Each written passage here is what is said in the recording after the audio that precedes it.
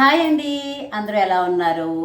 ఈరోజు వంటకం అయితే పాలకూర పప్పు అండి. ఇదియో వంటకమా, దీనికో వీడియోవా అని అనుకోవచ్చు.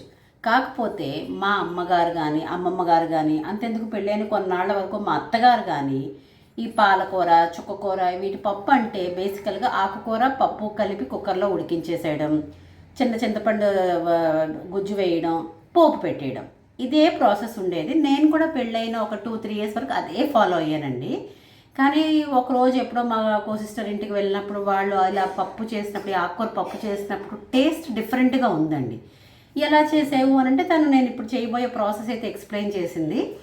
ఓహో అని నేను ఒకసారి ట్రై చేస్తే నిజంగానే అలా ఎప్పుడు పూర్వకాలంగా చేసే ప్రాసెస్కి ఈ డిఫరెంట్ ప్రాసెస్ టేస్ట్ చూస్తే సూపర్గా డిఫరెన్స్ ఉన్నదండి. అండ్ చాలా బాగుంది కూడా.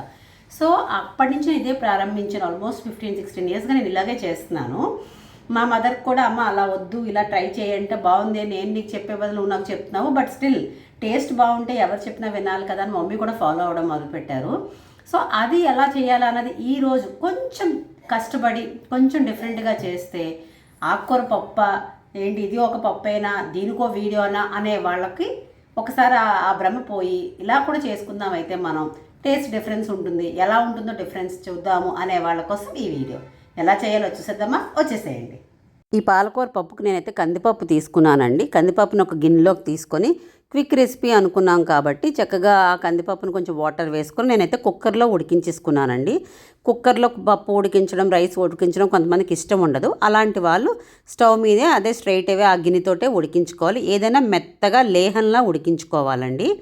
ఆ పప్పు ఉడికే లోపల మనం పాలకూరని రెడీ చేసుకోవచ్చు. సో పాలకూర తీసుకొని శుభ్రంగా కడగాలండి. ఎక్కడ ఇసుక రేణు అన్నది లేకుండా శుభ్రంగా కడిగి చిన్న చిన్న ముక్కలుగా అయితే కట్ చేసుకోవాలి. అంతేగాని కట్ చేసుకున్న తర్వాత మాత్రం కడగద్దు. కడిగేసిన తర్వాతే కట్ చేయండి, అప్పుడే ఆరోగ్యానికి మంచిది. సో దీనికి కావాల్సింది పచ్చిమిరపకాయలండి. చక్కగా పచ్చిమిరపకాయలు చీల్చుకోండి చాలంటే, మధ్యలో ఘాటు పెట్టుకుంటే సరిపోతుంది. అలాగే దంచిన వెల్లుల్లిపాయి అండ్ చింతపండు, నానబెట్టుకున్న చింతపండు, అంతేనండి. మిగతావన్నీ ఇంట్లో ఉన్న ఇంగ్రీడియంట్సే. అవన్నీ నేను పాలకూర కడిగి అన్నీ చేసుకునే లోపల నాకు పప్పు కూడా ఉడికిపోయిందండి. అండ్ ఎక్కడ బద్దగా కనపడకూడదని నేను కవ్వంతో కూడా పప్పుని బాగా లేహంలాగా చక్కగా అనిపించుకొని ఉంచుకున్నాను రెడీగాను. ఈ లోపల మనం పప్పు తయారు చేసుకోవడానికి ఏదైనా మూకుడు కానీ లేకపోతే పప్పు గిన్నె కానీ చక్కగా రెడీ చేసుకొని వేడి చేసుకొని నూనె వేసుకోవాలండి. అండ్ నూనె కొంచెం వేడెక్కగానే ఆవాలు వేసుకుంటాము. ఆవాలు వేసి చిటపట్లాడంగానే జీలకర్ర, దాని తర్వాత మనం దంచి ఉంచుకున్న వెల్లుల్లిపాయలండి. చక్క దంచి ఉంచిన వెల్లుల్లిపాయలు వేసుకొని అవి ఒక హాఫ్ మినిట్ వేగిన తర్వాత మనం ఘాటు పెట్టుకొని ఉంచుకున్న పచ్చిమిరపకాయలు కూడా వేసేసుకుంటామండి. వేసుకున్న తర్వాత ఈ పచ్చిమిరపకాయ కారం బట్టి ఎండుమిరపకాయలు 1-2 తీరే కారం బట్టి కట్ చేసుకుని అది కూడా వేసుకొని, పప్పులన్నిటికీ కామనే కదండి చక్కగా ఇంగువ వేసుకొని శుభ్రంగా కలుపుకొని వెల్లుల్లిపాయ colour little golden brownish colour వచ్చే వరకు ఆ పోపు వేయించుకోవాలండి. అలా వేగిన పోపులో మనం కడిగి తరిగి ఉంచుకున్న పాలకూరని వేసుకోవాలి. వేసుకొని కలుపుకున్న తర్వాత పసుపు వేసుకుంటామండి. వేసుకొని మొత్తం ఆ పోపు అంతా ఈ ఆకుకూరకు పట్టేటట్టు, పసుపు అంతా ఈ ఆకుకూర పట్టేటట్టు శుభ్రంగా కలుపుకోండి. ఆ తర్వాత మనం నానబెట్టుకున్న చింతపండు నుంచి గుజ్జు తీసుకొని చక్కగా ఇందులో వేసుకోండి. నేను చింతపండు వాడుకుంటున్నాను కాబట్టి కొంచెం లిక్విడ్ అంటే చింతపండు గుజ్జుని కొంచెం వాటర్ తోటి ఎక్కువ వేసుకొని ఇందులో వేసేసుకున్నానండి ఆ గుజ్జుని.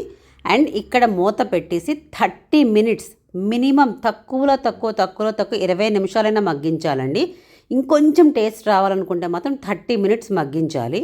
కానీ చాలామంది పాలకూర పప్పులో చింతపండు వేసుకోరు, ఎందుకంటే వాళ్ళకి కొంతమంది చింతపండు నచ్చదు. సో వాళ్ళు టమాటా వేసుకొని మగ్గించుకోవచ్చండి. కానీ నేను చింతపండుతో వేస్తేనే ఆ డిఫరెంట్ టేస్ట్ అయితే వస్తుందండి. సో వేసుకొని చూసారు కదా, చింతపండు వేసరికి యాక్చువల్గా ఆల్మోస్ట్ గిన్నె సగం పై వరకు వాటర్ వేసి నేను చింతపండు వేసి మగ్గించాను కదండి.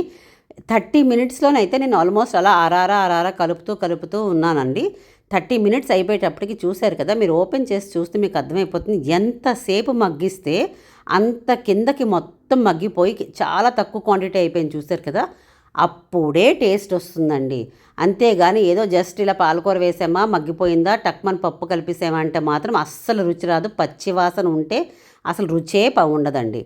ఆ స్టేజ్లో బాగా మగ్గిన తర్వాత పప్పుకు కావాల్సిన ఉప్పు అంతా వేసుకొని శుభ్రంగా కలుపుకొని ఒక 30 సెకండ్స్, అంటే ఉప్పు వేసిన తర్వాత ఒక 30 సెకండ్స్ అట్లా కొంచెం మగ్గించిన తర్వాత బాగా అణిపి ఉంచుకున్న కందిపప్పును అందులో వేసుకొని శుభ్రంగా కలిపేసుకుంటామండి.